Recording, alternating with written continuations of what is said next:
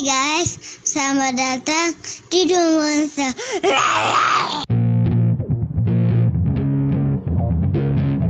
Halo semuanya, hari ini kita akan nge-recap film bertema kaiju dengan Gamera sebagai karakter utamanya. Gamera Revenge of Iris menceritakan kejadian yang menimpa seorang bocah perempuan di mana ada seekor kaiju yang bernama Gamera yang tanpa sengaja udah membunuh keluarganya. Nah, sejak saat itu si bocah kemudian menyimpan dendam terhadap sosok monster yang udah membuatnya kehilangan segalanya itu. So, kalau gitu nggak usah lama-lama, langsung aja duduk yang manis dan selamat penonton.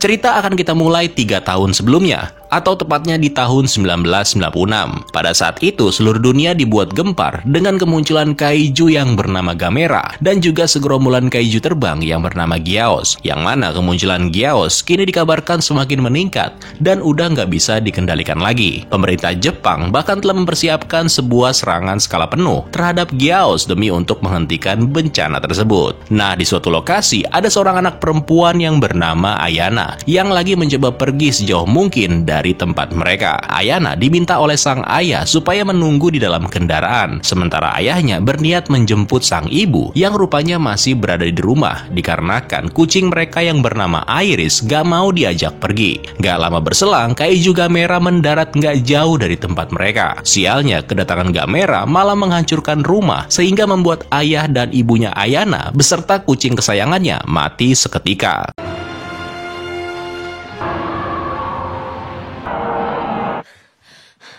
3 tahun kemudian, seorang ahli burung yang bernama Mayumi datang ke salah satu pedesaan di Filipina untuk menyelidiki perihal penemuan kaiju Gyaos yang mati dengan cara yang mengenaskan.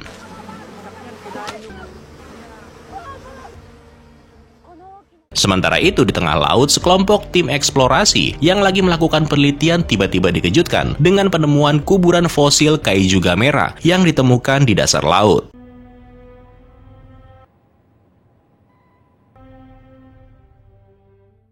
Next, kita balik lagi ke Ayana, yang sekarang dia udah tinggal bersama dengan keluarga angkatnya, beserta adiknya yang ternyata masih selamat dari kejadian 3 tahun yang lalu itu. Nah, sejak peristiwa yang mengerikan itu, sifat Ayana udah sepenuhnya berubah. Dia sekarang udah menjadi anak yang pendiam, apalagi di sekolahnya. Makanya seringkali dia juga menjadi bahan bulian teman-temannya. Di tempat lain, 2 agen pemerintah yang bernama Asakura dan juga Kurata datang ke sebuah perusahaan asuransi untuk melihat batu logam yang disimpan oleh pemiliknya. 3 tahun yang lalu, batu-batu ini dikumpulkan dan disimpan dalam keadaan hancur. Batu ini dulunya ditemukan oleh seseorang yang bernama Kusanagi, yang kemudian digunakan oleh putrinya yang bernama Asagi untuk berhubungan dengan Gamera. Namun, karena ayah dan anak itu sekarang udah berada di luar negeri, Asakura jadi nggak khawatir lagi. Pasalnya, si Asakura ini percaya bahwa Gamera adalah roh jahat yang harus dihentikan demi mencegah kehancuran langit dan bumi. Beberapa hari kemudian, Ayana bersama dengan teman sekolahnya terlihat pergi mengunjungi sebuah kuil terlarang yang bernama Ryuseko. Kabarnya di dalam kuil tersebut terdapat legenda Ryuseko yang lagi tertidur. Nah, karena penasaran, akhirnya si Ayana disuruh masuk untuk memeriksa apa yang sebenarnya ada di dalamnya. Ketika masuk, Ayana melihat semacam goa di mana di sana ada sebuah batu dengan simbol yang mengingatkannya dengan Gamera, makhluk yang sangat dia benci. Nah, karena batu tersebut terlihat aneh, akhirnya dibawa sama si Ayana. Tapi begitu dia sampai di luar, dia bertemu dengan teman sekolahnya yang bernama Moribe yang datang ke sini bersama dengan adiknya Miyuki karena mereka khawatir dengan keadaan Ayana. Ketika melihat Ayana membawa sesuatu dari dalam kuil terlarang, Moribe lalu meminta supaya batu tersebut dikembalikan karena menurut Moribe, apa yang udah ada di dalam sana nggak boleh diutak-atik. Nah, setelah mengembalikannya, tiba-tiba mereka menemukan sebuah telur aneh yang tadinya nggak ada di sana. Mengetahui hal itu, Moribe meminta kepada Ayana supaya merahasiakannya dan jangan pernah kembali lagi ke sini. Sementara itu, si ahli burung Mayumi kini udah mendapatkan hasil dari sampel Gyaos yang ditemukan di Filipina sebelumnya. Ternyata Gyaos yang mereka temukan itu berbeda dari Gyaos yang muncul 3 tahun yang lalu, yang artinya makhluk terbang itu sekarang udah berevolusi menjadi lebih mengerikan lagi. Dari sana, Mayumi kemudian dipanggil ke badan yang menanggulangi masalah monster untuk segera memecahkan apakah apakah Jepang bakal diinvasi lagi oleh Gyaos setelah 3 tahun mereka hidup dengan tenang. Malam harinya, sebuah tragedi terjadi ketika 2 ekor Gyaos melintasi distrik Shibuya yang penuh dengan warga sipil. Satu dari 2 ekor Gyaos tadi tiba-tiba terbakar dan kemudian jatuh di tengah kota. Rupanya itu adalah ulah dari Kaiju Gamera yang sekarang juga ikutan muncul. Kedatangan makhluk raksasa itu membuat orang-orang menjadi panik dan banyak dari mereka yang menjadi korban. Dari sana, Gamera berhasil meledakkan Gyaos yang terjatuh tadi dengan menggunakan semburan api plasma.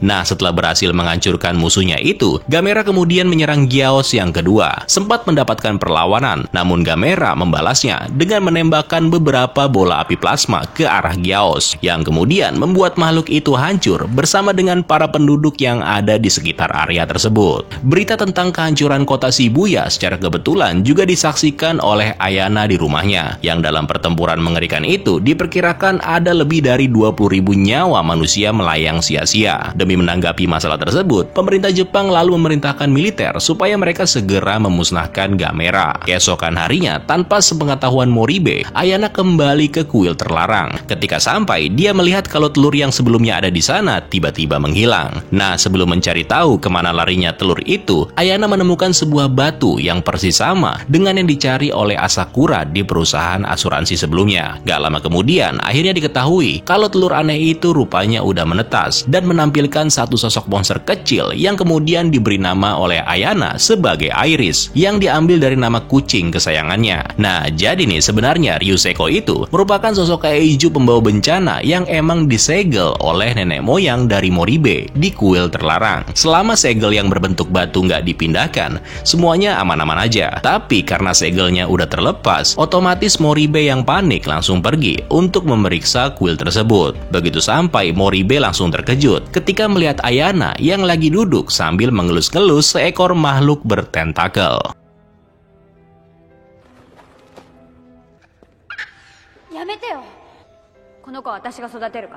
Di sini, Ayana mengatakan kalau dia berniat membesarkan Iris, dan jika tiba saatnya nanti, Ayana juga berencana untuk membalaskan dendamnya terhadap Gamera. Namun, apa yang dilakukannya itu harus dibayar mahal, karena beberapa hari setelah Ayana merawatnya, Iris yang lagi dalam masa pertumbuhan malah berusaha mengkonsumsi Ayana, yang mana hal tersebut juga dilakukan oleh Ayana dengan senang hati.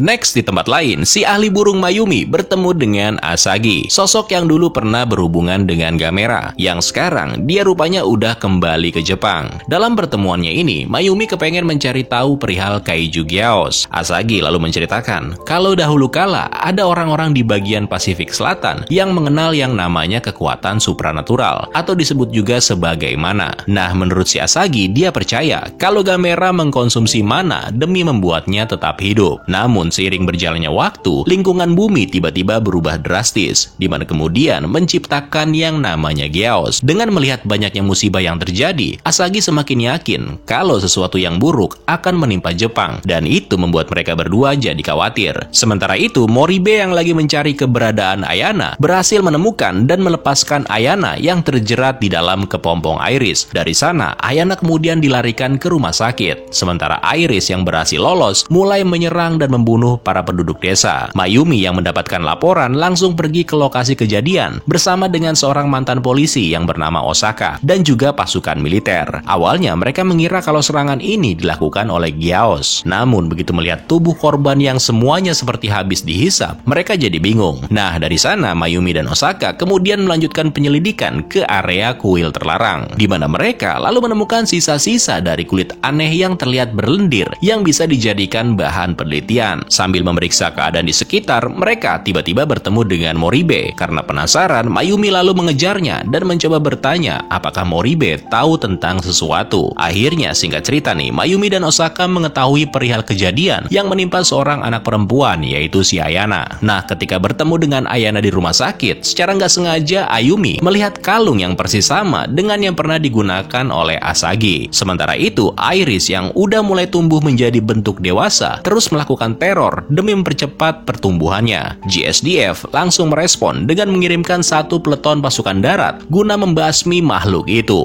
Namun sayang, bukannya si Iris yang berhasil dibasmi, melainkan seluruh pasukan penyerang. Di tempat lain, Mayumi mengetahui kalau ternyata Ayana udah diculik dari rumah sakit oleh 2 agen, yaitu si Asakura dan Kurata. Nah, dari sana Mayumi mengajak Asagi untuk menjemput Ayana di kota Kyoto. Dan setelah sampai, mereka kemudian bertemu dengan Kurata. Selama pertemuan itu, akhirnya dijelasin alasan kenapa mereka membawa Ayana, yaitu untuk mengalahkan Gamera. Kurata kemudian menjelaskan bahwa kehadiran Gamera dan Giaos ke dunia ini dipercaya hanyalah sebagai alat yang diciptakan oleh peradaban kuno, yaitu peradaban Atlantis. Peradaban kuno tersebut merekayasa secara genetik untuk menciptakan Giaos sebagai senjata. Namun seiring berjalannya waktu, Giaos malah bereproduksi secara aseksual dan mulai berkembang biak di luar kendali sampai akhirnya menyerang pencipta mereka. Untuk mencegahnya, orang-orang Atlantis lalu menciptakan Gamera sebagai upaya terakhir untuk menghentikan Giaos. Nah, kuburan bawah laut Gamera yang ada di awal cerita tadi merupakan hasil ciptaan peradaban Atlantis yang pertama kalinya. Mereka menciptakan beberapa prototipe sebelum akhirnya berhasil membuat Gamera yang sebenarnya. Bagi Kurata, kemunculan Iris dipercayai kalau itu juga merupakan bagian dari rencana alam untuk membunuh Gamera supaya Giaos bisa dengan mudah memusnahkan atau mengendalikan populasi manusia. Sementara itu, Iris yang udah dalam bentuk terakhirnya terlihat terbang menuju ke kota Kyoto dengan tujuan mendatangi Ayana yang juga ada di sana. Di tengah jalan, Iris dikejar oleh GSDF. Tapi nggak lama berselang, tiba-tiba muncul Gamera yang kemudian menyebabkan kedua makhluk itu terlibat pertempuran di atas langit. Gamera hampir aja bisa mengalahkan Iris andai GSDF nggak mengganggu pertempuran tersebut, di mana mereka menggunakan serangan rudal taktis untuk menjatuhkan Gamera. Mengetahui kalau musuhnya udah tertembak, Iris kemudian langsung melanjutkan perjalanan menuju ke kota Kyoto. Di Kyoto sendiri, Ayana yang udah dijemput sekarang lagi diusahakan supaya dia nggak bertemu dengan Iris. Namun sayangnya si Iris udah tiba, di mana makhluk itu kini membuat panik seisi kota.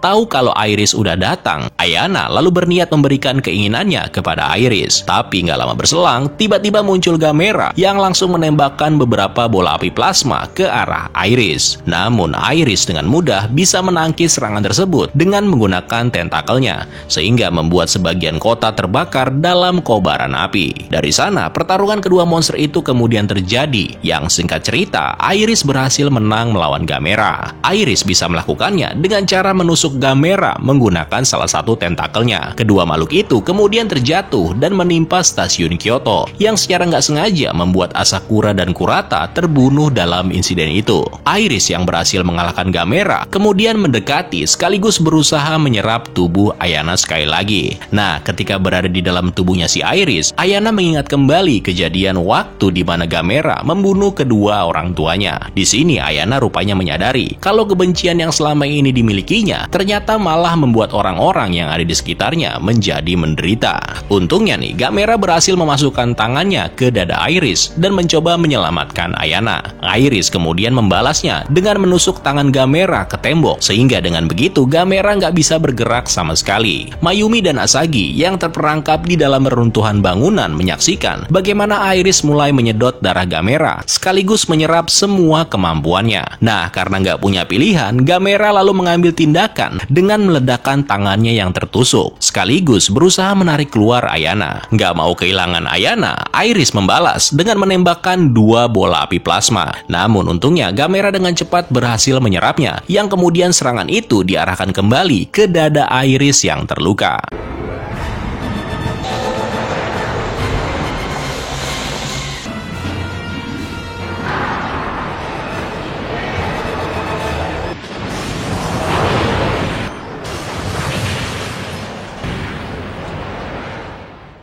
Setelah berhasil menghancurkan Iris, Gamera lalu memberikan Ayana kepada Mayumi dan Asagi. Sempat mengira kalau Ayana udah meninggal, Gamera lalu tiba-tiba meraung yang secara ajaib membuat Ayana tersadar kembali. Di sini Ayana sempat bertanya, kenapa Gamera masih rela menyelamatkan hidupnya setelah apa yang udah dia lakukan. Nah, dari sana mereka semua lalu menyaksikan bagaimana Gamera mulai meninggalkan kota Kyoto. Setelah kejadian ini, Gamera sepertinya akan terus bertarung melawan monster-monster jahat sendirian. Namun Mayumi lalu menjelaskan kalau Gamera nggak akan pernah bertarung sendirian, karena umat manusia mulai sekarang akan bertarung bersamanya. Cerita kemudian ditutup dengan Gamera yang mengaum dan menantang ribuan Geaos yang terlihat menyerbu ke seluruh Jepang.